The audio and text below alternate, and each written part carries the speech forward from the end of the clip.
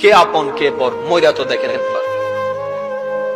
কবরে নিয়ে যাওয়ার মানুষগুলা একটাও দুশমন ছিল না, সবগুলা আপন মানুষটাই নিয়ে যাচ্ছে কবরে।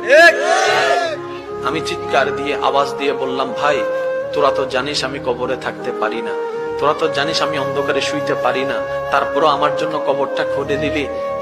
খাটের নিচে যখন চোখ দিয়ে তাকালাম, ইমানদার ভাই মনের কান দিয়ে শুনুন, খাটের নিচ দিয়ে যখন চোখ দিয়ে তাকালাম, মনে মনে ভাবলাম হয়তো শত্রুরাই কবরের দিকে নিয়ে যাচ্ছে। যখন নিচে তাকাই দেখলাম চোখ কপালে উঠে গেল, একজনও আমার দুশমন নাই, সব আমার আপন গুলাই আমাকে খাটের মধ্যে নিয়ে কবরের দিকে নিয়ে যাচ্ছে। কে আপন কে আপন? প্রশ্ন করতে থাকুন নিজেকে, কে আপন কে আপন? উত্তর আপনি পাবেন না, উত্তর আপনি পাবেন না। এবার কবরের মধ্যে চলে গেল। গভীর মনোযোগ। প্রস্তুত আছেন তো? প্রস্তুত আছেন তো? ইনশাআল্লাহ। প্রস্তুত আছেন তো? ইনশাআল্লাহ। লাশটা কবরে রেখে